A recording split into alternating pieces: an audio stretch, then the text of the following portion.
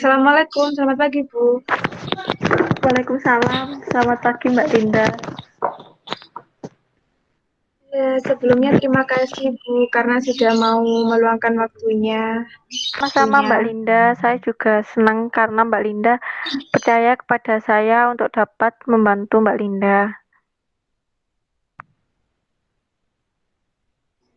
Iya Bu, Keadaan Mbak Linda hari ini apakah sehat?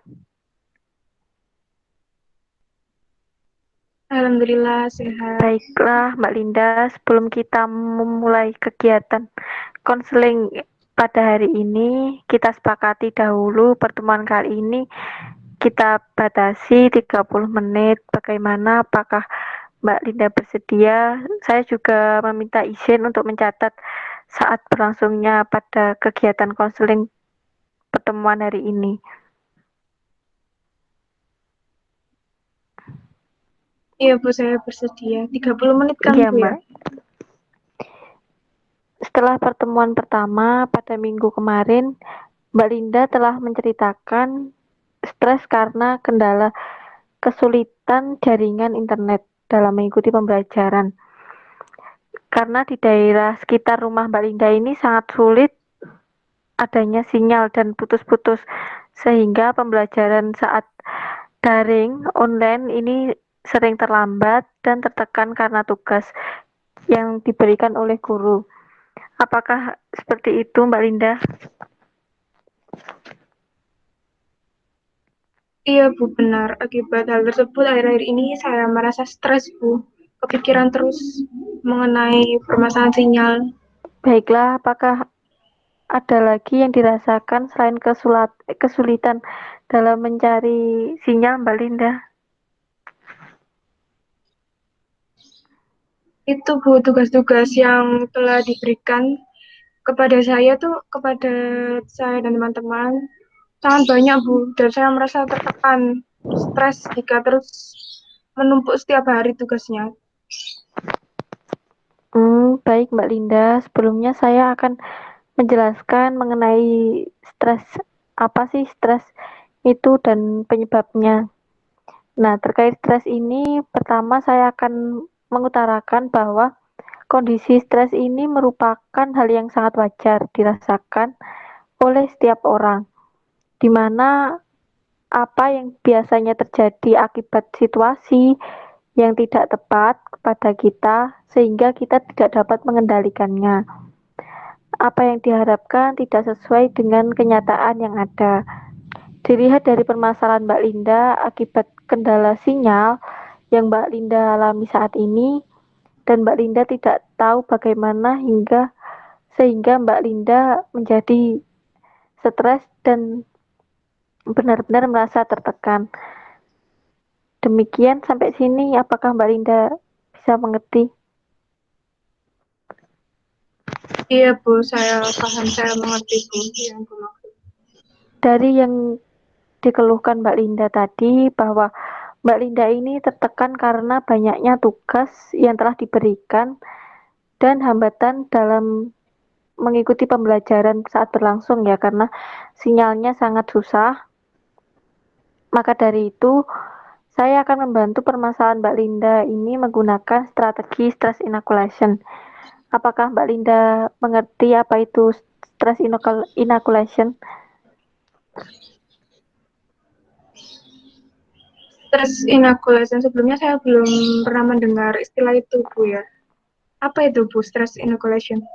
Baik Mbak Linda, stress inoculation ini adalah suatu strategi yang disebut juga sebagai suntikan stres, di mana yang dimaksudkan adalah dilihat dari cara kerjanya. Suntikan ini berupa seperti vaksin yang dapat bereaksi seperti kekebalan tubuh, sehingga penyakit tertentu itu tidak dapat masuk ke dalam tubuh kita. Strategi ini dapat dimaksudkan dalam penerapannya untuk membuat konseli tahan terhadap stres atau dapat mengontrol stres yang dialami dengan pengendalian stres kapanpun stres itu dapat muncul kembali. Jadi bagaimana, apakah Mbak Linda bersedia melakukan strategi ini? Iya Bu ya, saya bersedia. Dalam stress inoculation ini ada yang namanya coping stress, yang merupakan cara individu untuk menyesuaikan diri dengan keadaan yang tidak menguntungkan, dengan usaha yang mengontrol, mengurangi, atau menoleransi suatu permasalahan yang dapat meringankan terhadap stres. Dalam kasus Mbak Linda tersebut, coping ini saya lakukan yang berfokus pada masalah di mana agar Mbak Linda mampu menghadapi masalahnya dan berusaha menyelesaikannya. Apakah sampai di sini Mbak Linda dapat dipahami? Iya Bu, paham. Jadi nanti kita menggunakan metode coping stress ini ya. Iya Bu, paham. Sekarang saya bertanya, dengan adanya kondisi sinyal saat ini, apa yang Mbak Linda lakukan? Yang telah saya lakukan kemarin-kemarin itu saya menghubungi Bapak Ibu guru bersangkutan dengan pelajaran ini. Terus, eh, tapi saya masih merasa apakah Bapak Ibu guru bisa memahami permasalahan sinyal tersebut. Saya takutnya nanti saya dikira bohong gitu loh. Baik, baik.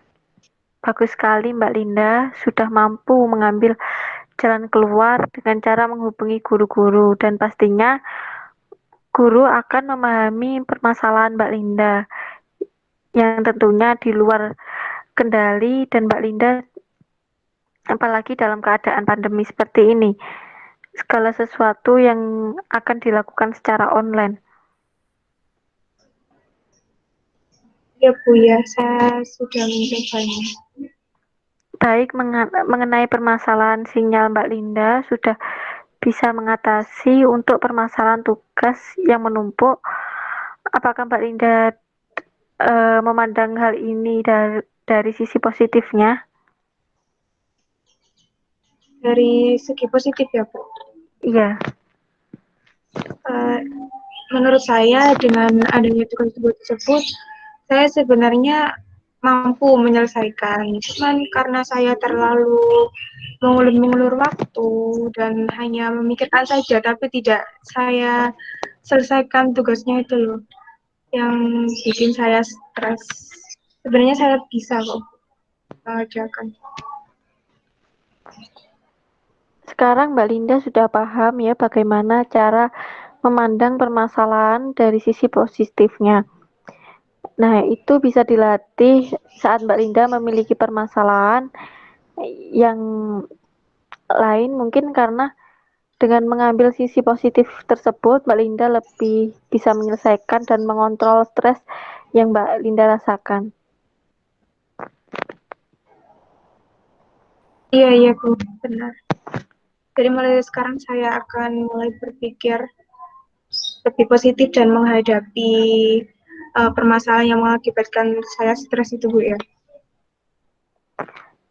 Dari semua proses yang telah kita lakukan sejauh ini, Mbak Linda sudah mengerti dan sudah bisa menerapkan di rumah. Agar Mbak Linda dapat menghadapi stres dan mengontrol stres pada situasi yang sebenarnya, dan jika stres itu muncul suatu saat, Mbak Linda bisa menggunakan metode yang kita praktekkan tadi. Baik Bu, saya akan mencoba berlatih dan akan uh, melakukan tugas-tugas yang Ibu sarankan kepada saya. Baik, kalau begitu Mbak Linda, waktunya sudah berjalan 30 menit. Saya akan mengakhiri sesi konseling ini. Semoga kegiatan Mbak Linda dapat mengurangi stresnya. Selamat siang Mbak Linda. Iya Assalamualaikum. Bu, selamat siang. Waalaikumsalam warahmatullahi wabarakatuh. Terima kasih. Sama-sama Mbak Linda.